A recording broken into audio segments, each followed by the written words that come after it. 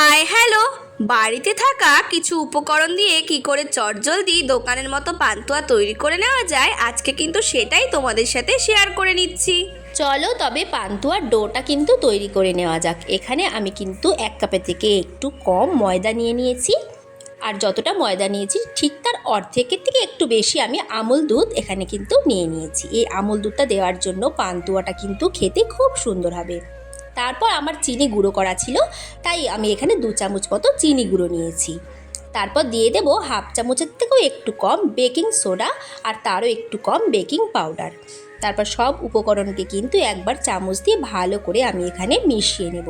আর দিয়ে দেব সামান্য 1 চিমটে লবণ। লবণ দিলে কোনো মিষ্টি জিনিসের কিন্তু মিষ্টত্বটা বাড়ে। তারপর দিয়ে দেব 1 চামচ মতো রিফাইন তেল। তারপর সব উপকরণ ভালো করে মিশিয়ে নিয়ে অল্প অল্প জল দিয়ে একটা নরম ডো তৈরি করব। তোমরা কিন্তু মনে রেখো এখানে জল একদমই কম ব্যবহার করতে হবে। আমুল দুধ আর চিনি দেওয়ার জন্য এমনিই এটা খুব তাড়াতাড়ি নরম হয়ে আসবে।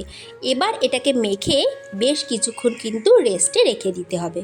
ডোটা মেখে নেওয়ার পর একটু চ্যাটচ্যাটে ভাব থাকবে, কিন্তু এটাকে 10-15 মিনিট রেস্টে রাখলেই কিন্তু এর চ্যাটচ্যাটে ভাবটা কেটে যাবে। এবার হাতের মধ্যে অল্প সামান্য তেল নিয়ে এটাকে আরও কিছুক্ষণ আমরা ভালো করে মেখে নিচ্ছি। এবার এইটার থেকেই কিন্তু আমরা ছোট ছোট পান্তুয়াগুলোকে গড়ে নেব।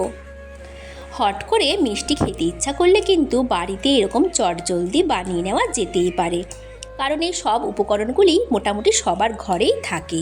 এবার কিন্তু এর থেকে আমি অল্প অল্প করে লেচি কেটে একটু লম্বাটে করে মিষ্টিগুলোকে গড়ে নেব। তোমরা চাইলে গোলও গড়তে পারো। আর এই মিষ্টিটা একটু ছোট করেই গড়ছি, তেলে ভাজলে কিন্তু এটা ফুলে আর একটু বড় হয়ে যাবে।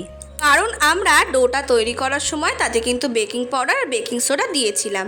এবার কড়াইতে দিয়ে নিচ্ছি পরিমাণ মতো তেল। তেলটা অল্প গরম হয়ে এলেই কিন্তু আমরা সমস্ত গড়ে রাখা পান্তুয়াগুলো এর মধ্যে দিয়ে দেব। মনে রাখতে হবে যে একদম লো ফ্লেমে এটাকে কিন্তু লাল লাল করে ভাজতে হবে, কারণ ফ্লেম বাড়িয়ে দিলে ভেতরটা কিন্তু চট করে শক্ত হয়ে যায়। আর আমরা আস্তে আস্তে যদি ফ্লেম কমিয়ে কমিয়ে লাল করে ভাজি, তাহলে পুরোটা সমানভাবে রান্না হয়ে যায়। এবার এই ভাজা পান্তুয়াগুলোকে আমরা কিন্তু তুলে নিচ্ছি। এটাকে তুলে নেওয়ার পর অন্য একটা পাত্রে নিয়ে নিলাম 1 কাপ চিনি আর 1 কাপ পরিমাণ জল। এবার এর মধ্যে দিয়ে দিলাম কয়েকটা এলাচ। এবার এটাকে আমরা অনবরত নাড়াতে থাকবো আর এর থেকে একটা পাতলা চিনির শিরা তৈরি করে নেব। এখানে এই শিরাটাতে কিন্তু আমি খুব সামান্য পরিমাণ ফুড কালার ব্যবহার করেছি। তোমরা চাইলে এটাকে স্কিপ করে দিতে পারো। আর এই শিরাটা কিন্তু খুব ঘন করার প্রয়োজন নেই, একটু পাতলা থাকলেই হবে, যাতে মিষ্টিগুলো সব এর মধ্যে ডুবতে পারে। এরপর গ্যাসটা বন্ধ করে আমার তৈরি করা সব মিষ্টিগুলো এর মধ্যে দিয়ে দেব, আর ঢাকা চাপা দিয়ে কিন্তু বেশ কিছুক্ষণ এটাকে রেখে দেবো। তাহলে দেখেছেন তো, আজ কত সহজেই আপনাদেরকে আরও একটা নতুন রেসিপি শেয়ার করে দিলাম।